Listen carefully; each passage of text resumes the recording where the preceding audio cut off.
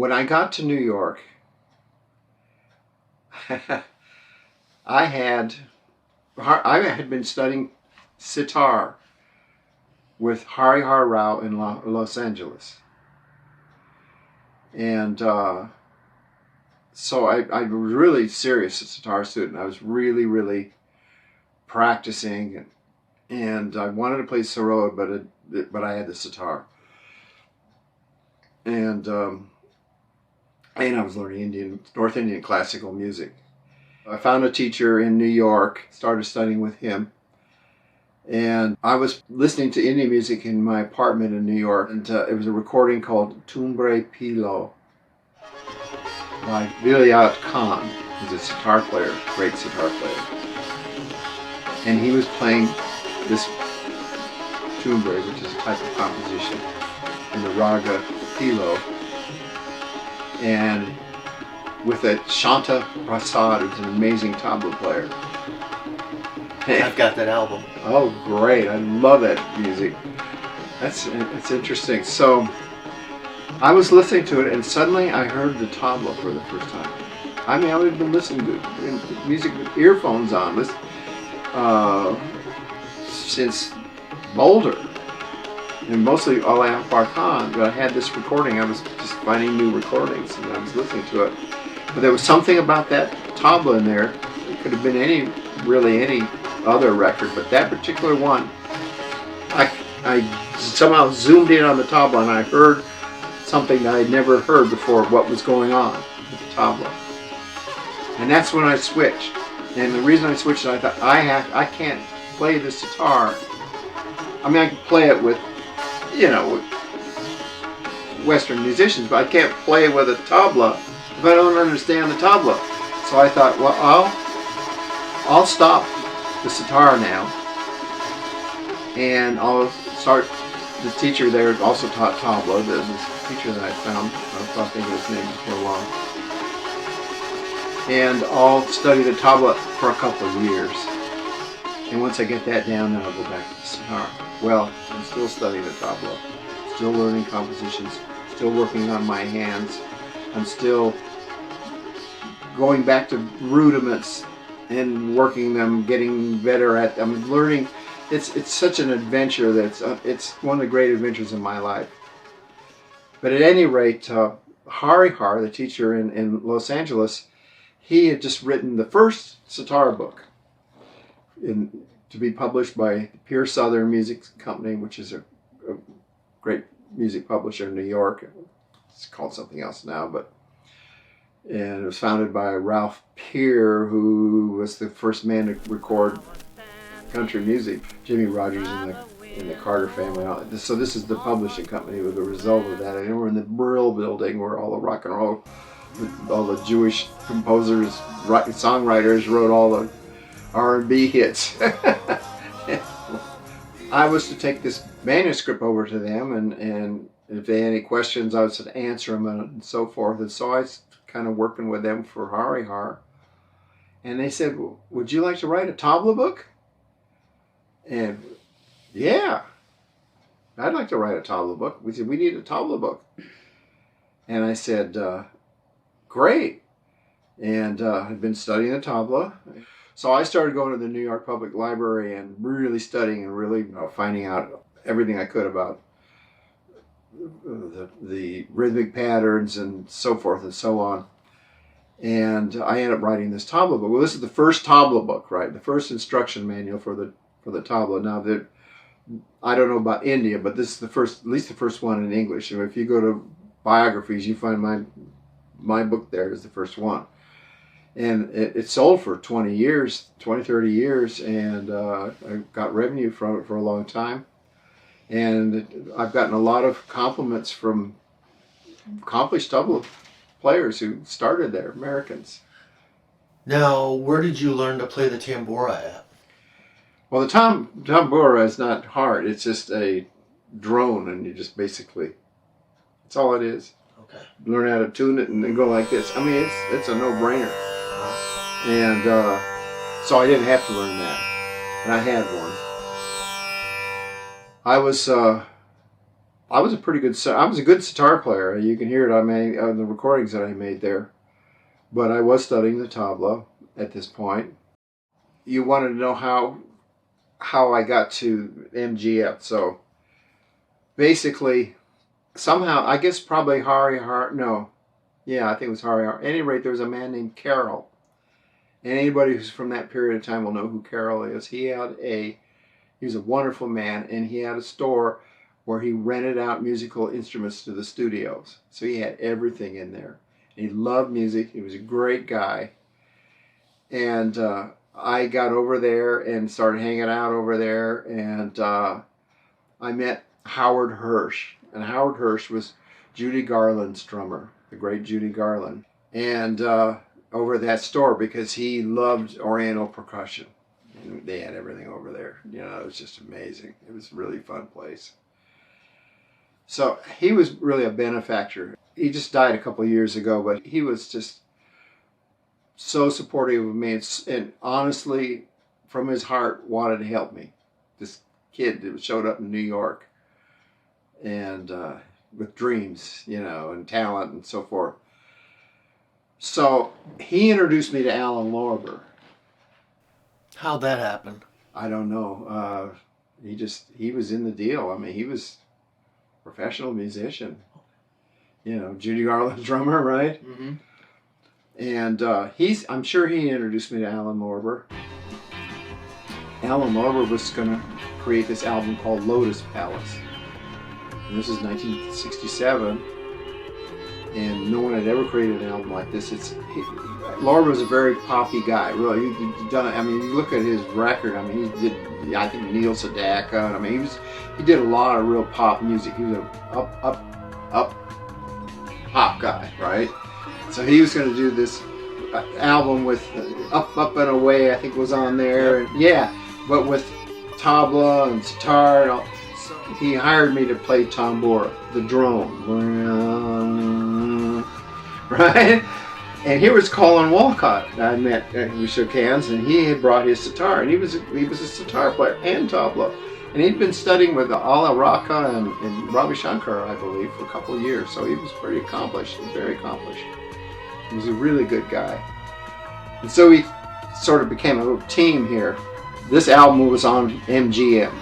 The studio we recorded in, I understand I think it was the only studio that had 8 tracks. It was a really nice studio. And the engineer, I can't remember his name now, but he's a very respected, well-known engineer. And this is a real amazing opportunity that I just slipped into, because you hear these stories of musicians that go to New York and end up totally defeated and leave with, you know, and here I am just there not very long, and I got this gig, right? And here are all this Seymour, Bhairab, and all these, you know, famous musicians here on this gig, and they're all talking, I'm getting to know them and all that. So the funny story, I think, about the Lotus Palace album, funny, I say funny, I mean, cool, really cool story, was the guitar player on the album, his name was Vincent Bell, Vinnie Bell.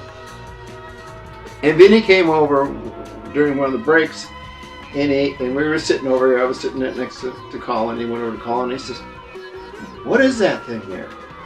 He said, "Well, that's a sitar." He said, "Show me." He said, "Collin," he's asking questions about it and all that. So at any rate, he went and sat down, but it was another session, and maybe it was probably the same album. We had to go back over and over to do the whole album. And he said, "Come over here," and he opened this case, and he had invented an electric sitar. Right? He's the inventor of the electric sitar. You can go on Wikipedia or wherever and find out about Vinnie Bell, Vincent Bell. Yep. And that was a really cool story. Love is just a four-letter word. Strange it is to be beside you many years. The tables turned. You'd probably not believe me. And another cool story was I met was involved in a studio recording in Nashville, and I met Reggie Young, who was there playing guitar, and he said, he's top. He passed away too a couple of years ago. Top guitar player. And we got talking, and he said, you know, I've recorded more electric sitar records than anybody. I think that's what he told me. And I guess he had a big hit with a box tops record, and I don't remember the name right now. It was reached number 2, I think, on the charts. And I said, oh really? I told him about Vinnie Bell. That was just cool. Out of nowhere, we're in this place. He's the electric sitar guy, and I have this story about Vinnie Bell.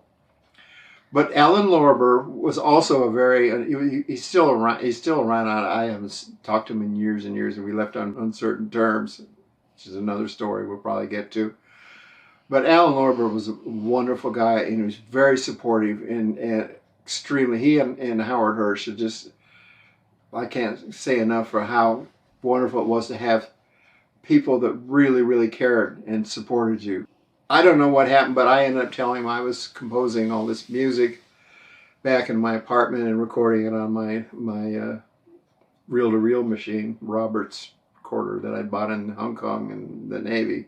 He was interested, and so I made a tape for him to listen to. So the next time I saw him, or he called me up, I think, and he said, I want to produce an album. He said, this is great stuff. I had stuff in different times, and I mean, it was all kinds of different things that I was composing, and he liked it. And of course, these things that I recorded were real rough, and I mean, you know, he wanted to get a band together for me. And he was real excited, and I said, well, great. And we met up at MGM Records, and he said, Al Kooper is leaving. Al Kooper had played organ on Like a Rolling Stone. He was going out with Bob Dylan to go tour, and they need someone to replace Al Kooper on MGM, and I was the guy, okay? And he said, I'm going to go up to Boston. There's a lot of musicians up in Boston. I'm going to go up there and get you your musicians for your band. So he went up to Boston, and this is the guy that discovered the Bosstown Sound. I believe that's what they call it. Meanwhile, he rented a studio, and I was going in with Michael Dahlgren and Thars Baskerville. Thars is the guy that played the clarinet that I mentioned previously. And we were a trio, and we were rehearsing in the studio, and he was going to bring back more musicians. But when he came back, he wasn't about my musicians. He was all excited because he discovered these bands in Boston. And so he brought them down and started recording them. He recorded Ultimate Spinach, Orpheus, and Chameleon Church. And Dustin, you pointed this out to me 10 years ago. I didn't even know that Chevy Chase was on that album by drums, but he was.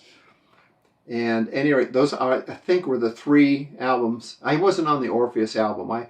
I showed up for that, and he paid me for the whole 3-hour session. But I guess Collin had gone ahead and played the tambura part, and they overdubbed it because they needed to move on or something. But at any rate, I was there for that session too, and I really love Orpheus. I love some of the songs they did. I can't find the time to tell you. These were the bands of the Bosstown Sound that Lorber was promoting, and he thought he'd elevate him to the stature of San Francisco. It was like a competition thing, I guess. So meanwhile, I'll go ahead with the story here. We were practicing. I had gotten into a thing.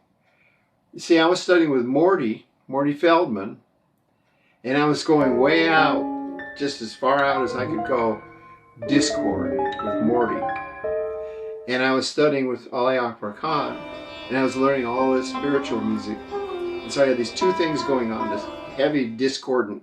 I took anything I do, I'd go to the extreme, right? So I was finding out how to make the most discordant music I could, and I was applying it to the popular side of me, my electric guitar. I was taking the piano stuff that I was working with Morty and applying it to rock and roll, basically. I had written songs with a fellow named Tom Bernath who'd come out from LA. I'd met him previously in LA, and he flew out and he wrote words, and we wrote some songs together. And one of them was called Strung Out, and I didn't like the words. It was about a heroin addict, I think. He told me, and I didn't pay much attention to the words. I just thought this is an opportunity to do something really, really just Diabolical. yeah. Well, I didn't even think of it in those terms. I didn't think of it in those terms. I thought of it as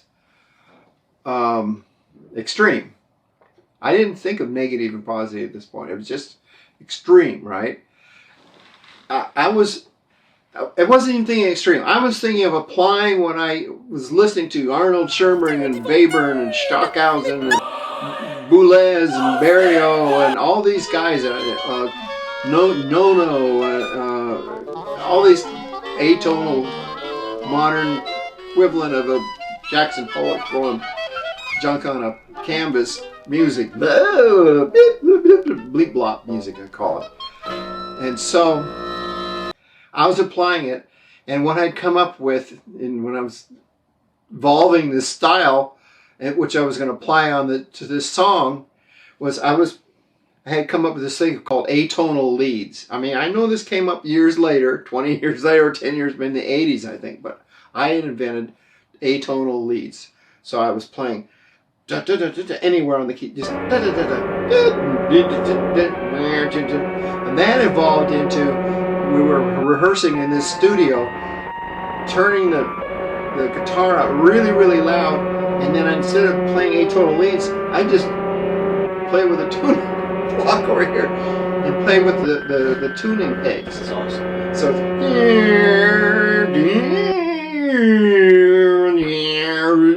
really loud. People that were running the studio would come in and yell at me. And Sounds like you're strung out when you're doing that. You know, I mean, it Yeah, fits it's the to go with the song. song. Exactly. Susie had a relative that had a cabin up in Vermont. We decided to do it up there because it was really remote, and then we could make it as loud as we wanted. And so that's where I really perfected this whole thing. I took my amplifier up, this big Marshall amp, I think it was. Maybe it wasn't, but it was a like big amp. I used to turn all the way to 10, and then the max, and we went out on the porch and played out into the mountains. This horrible noise, it was just horrible, and blew the speaker out. And that's when I invented this thing that I called the bomb. Okay, because I knew it was a bomb, right? So, at any rate, Lorber finally had time to come down and listen to us, see how we were doing. So we played him a couple songs, and okay. And then I said, this one's called Strung Out. And I started doing this thing. And here's this pop guy, right? And this is like Slayer did 20 years later. I'm doing right here I don't think anybody had ever done anything like this ever, right? 1967. Maybe it was into 8.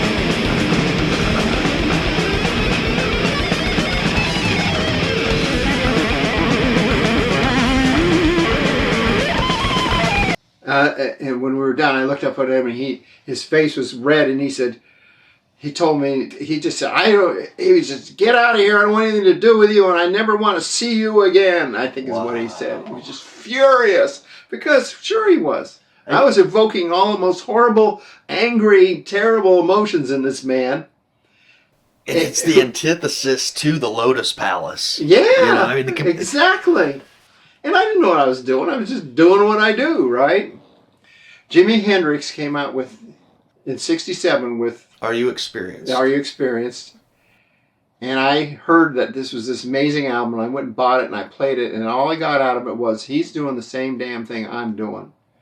He's playing around with these, what I didn't have a name for it yet. That is all I could say about Jimi Hendrix at that point. Was I wasn't even into his songs until I never liked anything he did except All on the Watchtower, which I think is just like great. There was 2 songs on that album, I believe, where he used the tritone, which people call the Devil's Interval, and they say that it was banned in the Renaissance by the Catholic Church, and none of that's true. There are 2 discordant intervals, or in other words, space between 2 notes. If you play B and F on the piano at the same time, you can hear this sound, and it's a sharp. To somebody who's attuned to pure harmonies, it's disconcerting. I mean, it's painful. That's one of the discordant intervals. The other one's if you play a B and then the next note up a C. That's the other one. It's called a minor second. And these are all explained. I've explained in my book the scale, and yeah. Here's an example of the scale. Here's the scale. I just gave one to Dustin. Ta-da! So Jimi Hendrix really, that music of his, that opened the door to the dark side. And then in '68 I heard, I don't know, it's Latin, Vinci Buciruptum, I guess. Vincibus Eruptum, Blue Cheer's debut. Yes. And I heard that and I said, this is it. These guys, they were the first heavy metal band. They're known for that. And I said, these guys I've got to do what that's how I got into the complete Discord thing. I mean, that was like, here's the open door of that one. They were doing this. And not to the degree I was. By far. I mean, but this, I don't know. It was a big influence. I wanted to go whatever way that was. I wanted to go there, experimenting. So, but still, I'm studying with an Akbar Khan and playing all this gorgeous music. I mean, you just sat with this man, and it was unbelievable. The energy, the music, the conversation, the wisdom.